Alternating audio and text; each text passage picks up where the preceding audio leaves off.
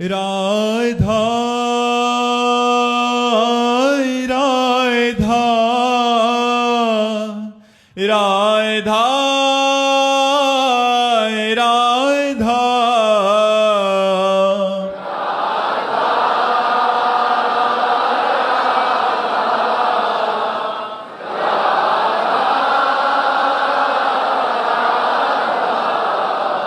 हाय राधा राधा राधा राधा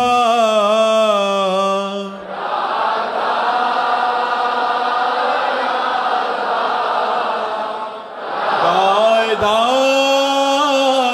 राधा श्री राधा वल्लभ लाल की समस्त संत हरि भक्तन की श्री वृंदावन धाम की सतगुरुदेव भगवान की। दीपिका जी राजस्थान से। श्री हरिवंश गुरुदेव महाराज जी, मुझे ऐसा क्या करना चाहिए कि मैं शिव जी भगवान के करीब आ सकूं? एक शिव भक्त की दिनचर्या क्या होनी चाहिए महाराज जी? प्रातः काल उठ करके शिव स्वरूप गुरुदेव का स्मरण करते हुए उनके द्वारा बताए हुए नाम का जप करो। फिर स्नान आदि करके, भगवान शंकर तो बहुत कृपालु हैं, उनके जैसा कृपालु भगवान तो मिलना मुश्किल है। एक चुल्लू जल, धतूरे का फल, अकौड़ा का फूल, बेल की पत्ती, जो कोई त्रिभुवन में देवता नहीं स्वीकार कर सकता, त्रिभुवन में कोई नहीं स्वीकार कर सकता, वो भगवान शंकर की पूजा की सामग्री। धतूरे का फल, अकौड़ा का फूल, बिल्व पत्र, एक चुल्लू गंगा जल, इतने में महाराज भगवान ऑर्डर दानी शिव प्रसन्न हो जाते हैं। उनका नाम जप करो और उनका अभिषेक करो, उनकी आराधना करो और उनके प्रेमी जनों का संग करो। और रोज हो सके आसपास शिवालय हो तो दर्शन करने जाओ, दर्शन करने से भी प्रेम उत्पन्न होता है। और कभी कभी समय मिले तो 12 ज्योतिर्लिंग हैं अपने भगवान शिव के।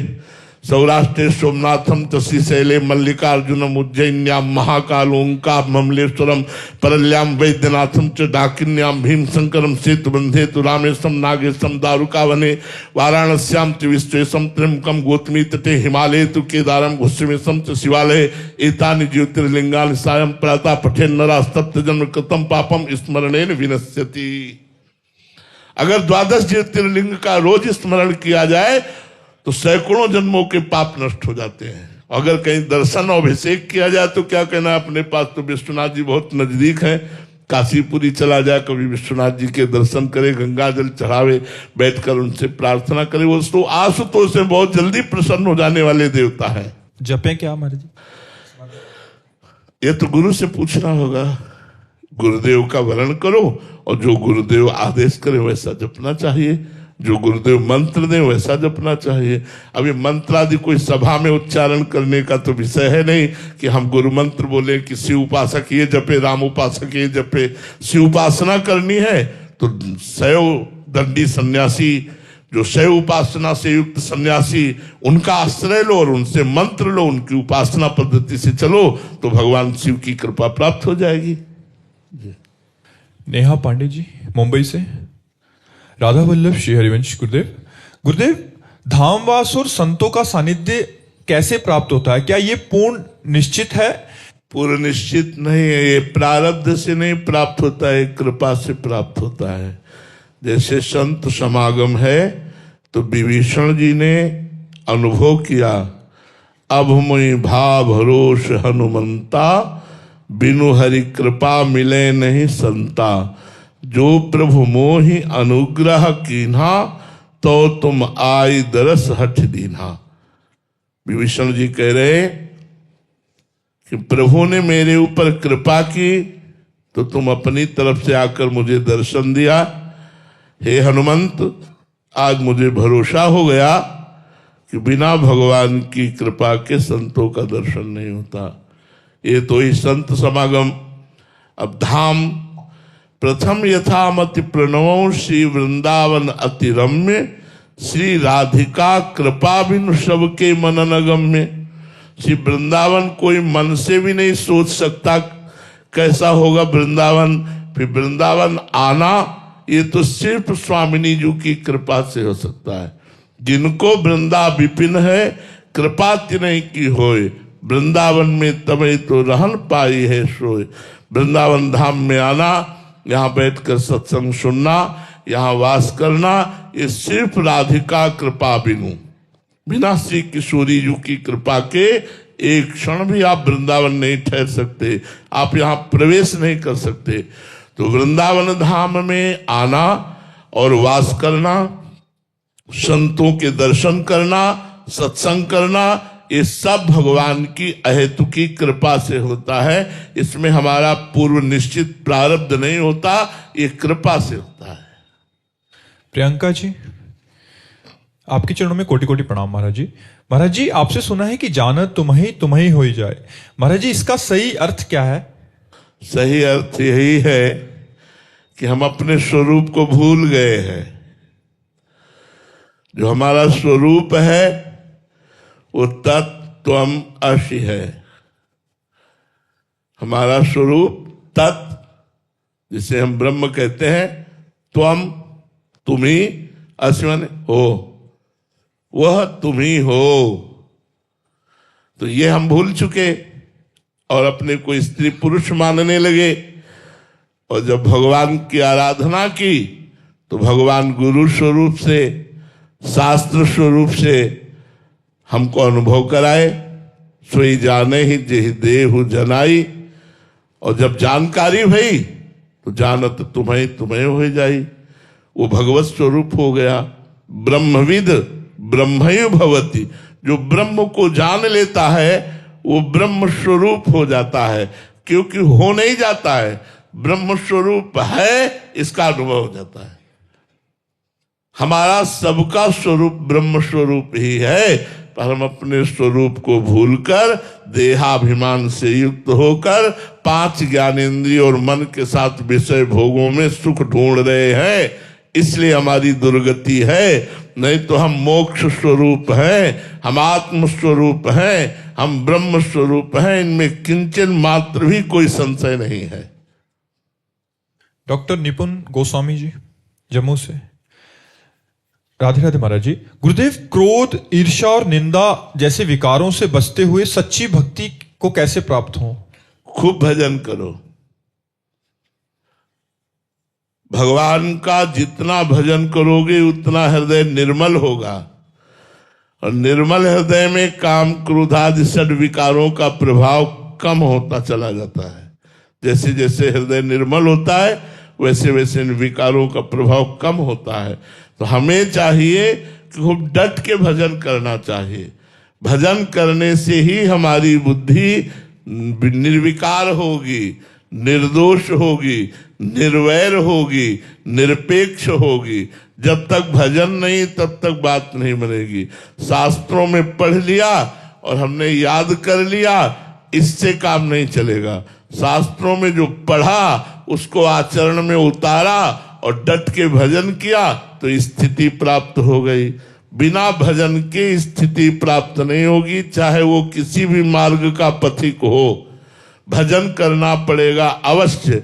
जो गुरु ने मंत्र दिया है, चाहे प्रणव हो, चाहे नाम हो, चाहे मंत्र हो, कोई और, आपको जपना पड़ेगा। जितना जपोगे उतना ही स्थिति बढ़ेगी। और मंत्र जाप नहीं है, नाम जप नहीं है तो 18 पुराण याद कर लो, फिर भी ना क्रोध से बचोगे ना काम से बचोगे। वो जब आएंगे तो तुम्हारे हृदय को मथित करके अपने में रंग देंगे। अगर उनके रंग से बचना है तो भगवान नाम में इतनी सामर्थ्य है कि वो आपको बचा लेगा। जासु नाम भव भेषज हरण घोर त्रैशूल। भगवान का नाम तीनों तापों का हरण करने वाला और संसार रोग की अचूक औषधि है। इसलिए खूब भजन करो। भजन के बिना निर्विकारता नहीं आती। नाम जप करो, अधिक से अधिक नाम जप करो। डॉक्टर सीमा जी, पंजाब से। महाराज जी, राधे राधे। महाराज जी, इंद्रियों को कैसे वश में करें? घोर संसारी रही हूं, इसका क्या साधन है कि मैं दोबारा इस अध्यात्म मार्ग से ना विचलित हूं? वैसे बहुत सरल उपाय है, यदि आप कर सके, बिना भगवान को भोग लगाए कुछ खाए ना, पिए ना, सब ठीक हो जाएगा। जो प्रिय वस्तु लगे उसे भोग लगा के बांट दो, थोड़ा किनका ले लो, आप उस पर विजय प्राप्त कर लेंगे। बिना भोग लगाए ठाकुर के पाना नहीं है, और भोग वही लगाना है जो शास्त्र सम्मत है, और जो बहुत प्रिय हो वो भोग लगा के पाना नहीं है, थोड़ा किनका पाना बका बांट दे। श्री स्वामी हरिदास जी महाराज भी यही करते थे, उत्तम भोग लगाए मोर मरकट को सेवै, बंदरों को डाल दिया, मोर को डाल दिया, गाय को डाल दिया, दूसरों को बांट दिया, अपने थोड़ी लिए। जो चीज प्रिय हो उस वस्तु को भोग लगा के बांट दो, आपकी आसक्ति खत्म हो जाएगी। इंद्रिया में जो भोगासक्ति है वो भगवान के नाम जप और भगवत प्रसाद पाने से ये धीरे धीरे शांत हो जाती है।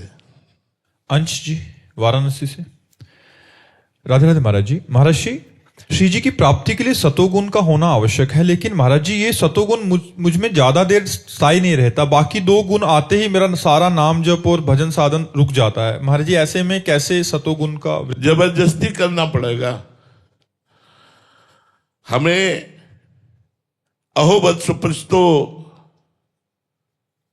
गरीयान यज्ञ वर्तते नाम तुभ्यम। कोई भी गुण प्रवाह आवे और हम नाम जप न छोड़े तो गुण प्रवाह बदल जाएगा, नाम जप सब ठीक कर लेगा। अब हम जान रहे हैं कि रजोगुण आ गया है हमारे अंदर, पर राधा राधा राधा राधा राधा राधा, जान रहे हैं कि तमोगुण आ गया, निद्रा आलस प्रमाद क्रोध हिंसा द्वेष ये बढ़ रहा है, राधा राधा राधा राधा राधा राधा। तो भगवान का नाम मंगलमय है, भगवान का नाम सर्व सामर्थ्यमय है, भगवान का नाम आनंदमय है। उस आनंद में वो रजोगुण तमोगुण निकल जाएगा और सतोगुण आ जाएगा। भोजन सतोगुण करो, मोबाइल से सतोगुणी वस्तुएं देखो, सतोगुण पुरुषों का संग करो, सतोगुण खान पान रहेगा तो सतोगुण ज्यादा देर टिकेगा, और नाम जप करो तो रजोगुण तमोगुण का प्रभाव आपके ऊपर नहीं पड़ पाएगा, वो आएगा और फिर निकल जाएगा। और अगर नाम जप नहीं चल रहा तो रजोगुण तमोगुण अपनी छाप छोड़ जाएगा, कोई क्रिया ऐसी करवा देगा जिससे आपका मन संस्कार युक्त होकर चंचल हो जाएगा। इसलिए नाम जप पर विशेष ध्यान दो। निशांत कुमार जी, महाराज जी राधा वल्लभ श्री हरिवंश। महाराज जी जो श्रद्धा और समर्पण से श्री राधा नाम का जप करता है, क्या उसे सारूप्य या सायुज्य मुक्ति मिलती है या भगवत सेवा की प्राप्ति होती है? जैसी इच्छा करेगा, जो इच्छा करी हो मन माही, हरि प्रसाद कछु दुर्लभ नहीं। जो इच्छा करोगे, श्री जी की सेवा चाहोगे, सेवा मिल जाएगी। अगर खूब भजन डट के हो रहा है, आप लक्ष्य को प्राप्त हो रहे, तो आप सारिष्ट सामीप्य सायुज्य एकत्व जो चाहेंगे वो प्राप्त हो जाएगा। हाँ, जो इच्छा करी हो मन माही, हरि प्रसाद कुछ दुर्लभ नहीं। पर डट के भजन होना चाहिए। आप भजन पर ध्यान दें, जो भगवान आगे करना होगा वो कर देंगे। खूब नाम जप करें।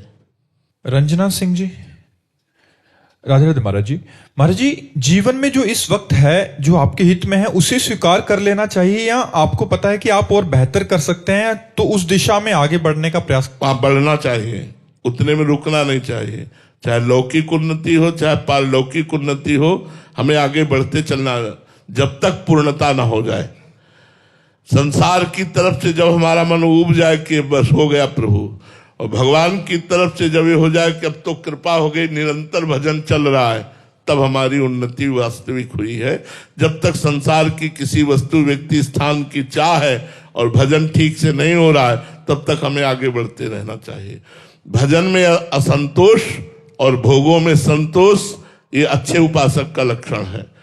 लौकिक और पारलौकिक दोनों उन्नति के लिए असंतोष धारण करते हुए खूब भजन करो तो आगे बढ़ जाओगे। संतोष कर लोगे तो उतने में राजी होकर मन भोगों में आसक्त हो जाएगा। चारू वालिया जी हरियाणा से, गुरुदेव भगवान आपने एक सत्संग में बताया था कि सूकर को वैकुंठ का वैभव भी अच्छा नहीं लगता, वो तो कीचड़ में ही सुख का अनुभव करता है। महाराज जी वैसी ही स्थिति इस नीच मन की हो रही है? हाँ, सबके मन की, आपकी नहीं, सबके मन की प्राय ऐसी स्थिति है। जब तक इसको हम शास्त्र स्वाध्याय और संतों के संग के द्वारा इसे निर्मल नहीं करते, तब तक ये मलिन मन गंदे आचरणों में सुख का अनुभव करता है, गंदे भोजनों में सुख का अनुभव करता है। अपने घर का सुंदर पवित्र भोजन छोड़कर होटलों में पाना शुरू करेगा, सात्विक अन्न छोड़कर अंडा मांस ये सब गंदी वस्तुएं, विचार व्यसन ये सब गंदी, और जितना गंदा सोच सकता है, जितना गंदा कर सकता है, ये उतना ही भागेगा यदि इसे रोकोगे नहीं। इसे रोको पवित्र भोजन के द्वारा, सत्संग के द्वारा, साधु समागम में जो वचन मिले हैं उनके वचनों का पालन करने से धीरे धीरे मन ऊर्ध्वगामी होने लगता है, और ऊर्ध्वगामी मन को फिर ये सब नीच बातें अच्छी नहीं लगती हैं। इसलिए जब तक नीच बातें अच्छी लगती हैं तब तक डट कर भजन करो, खूब सत्संग सुनो, शास्त्रों का स्वाध्याय करो, पवित्र भोजन करो, पवित्र संग करो, तो मन फिर निर्मल होने लगेगा। अमन कुमार जी बिहार से। महाराज जी राधे राधे। महाराज जी, क्या राधा रानी से प्रेम करना भी अंदर अगर ये बात आ रही है कि हमें प्रेम है, तो ये सूक्ष्म अहंकार के अंतर्गत आता है? है ही नहीं, प्रेम नहीं है। प्रेम कभी अनुभव नहीं होने देता मुझे प्रेम है, वो तो रोया करता है कि प्रेम हो जाए तो हमारा सौभाग्य है। प्रेम की तो बड़े बड़े प्रेमी जन याचना करते रहते हैं, उनको कभी अनुभव ही नहीं होता कि मुझ में प्रेम है।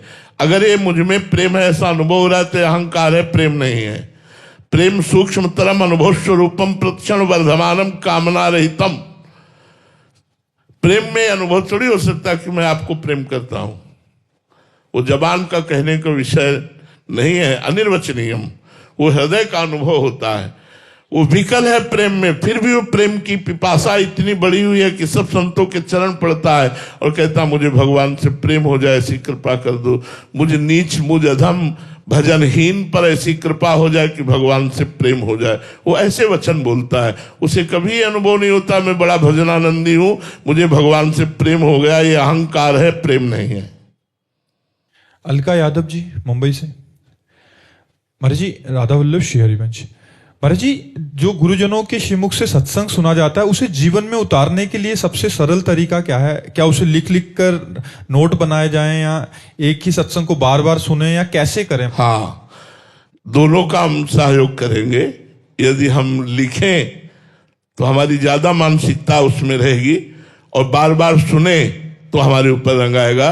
दोनों काम के लिए मोबाइल आजकल बहुत कृपा है, कोई भी सत्संग आप लाखों बार सुन सकते हो, मोबाइल में है, और आप मोबाइल में सुनते जाइए और लिखते जाइए, तो लिखने और सुनने से बहुत जल्दी वो हमारे दिमाग में आ जाता है। इसलिए दोनों काम करने चाहिए, लिखना भी चाहिए और सुनना भी चाहिए। गुरुनाथ जी चंडीगढ़ से। राधे राधे महाराज जी। महाराज जी, क्या जीवन भाग्य के भरोसे चलता है या ये स्वेच्छा का परिणाम है? भाग्य के भरोसे चलता है या जो हम कर रहे हैं उसी का? नहीं, अभी जो कर रहे हो तो क्रियमाण है, इसका अभी कोई फल नहीं मिलेगा आपको। पीछे के प्रारब्ध के अनुसार जीवन चल रहा है, सुख और दुख जो प्राप्त हो रहे हैं, लेकिन हमारा क्रियमाण करने पर पूरा अधिकार है। क्रियमाण माने वर्तमान में जो कर्म है उसे हमें ठीक से करना चाहिए, नहीं आगे हमारा बिगड़ जाएगा। अभी तो हमें मनुष्य शरीर मिला, फिर पता नहीं सुअर कुत्ता क्या क्या बनना पड़े। इसलिए हमें क्रियमाण सुरक्षा अपनी बनानी चाहिए कि हमारा शास्त्र सम्मत क्रियमाण होना चाहिए। तस्मात् शास्त्रम प्रमाणन्ते कार्याकार्यो व्यवस्थित हो। क्या करना चाहिए क्या नहीं करना चाहिए, इस शास्त्र और संतों की वाणी से सुन करके क्रियमाण को पवित्र करना चाहिए, और दुख सुख पूर्व प्रारब्ध से अपने आप आते रहेंगे, वो तुम्हारे रोके नहीं रुकेंगे, या तुम्हारे चाहने से पूजा नहीं होगा, वो अपने आप एक क्रम है आता रहेगा। उसकी चिंता छोड़ो, नवीन कर्म करो, और वो कर्म शास्त्र सम्मत और भागवतिक हो जिससे तुम्हें इसी जन्म में भगवत प्राप्ति हो जाए। अगर मनुष्य जन्म में भगवत प्राप्ति नहीं हुई तो कोई लाभ मनुष्य जन्म का नहीं मिला। महाराज जी, अभी क्रियमान जो है वो तो संभाल के कर रहे हैं, बट पूर्व का दुख ना मिले मन को, तो उसके लिए क्या करना पड़े महाराज जी? भगवान नाम जप। भगवान नाम जप ऐसा है जो आए हुए प्रारब्ध के दुख सुख से बचा देता है। भगवान नाम जप करो, उसी से आनंद का अनुभव होगा। शोभा निधि शरण जी बरसाना से।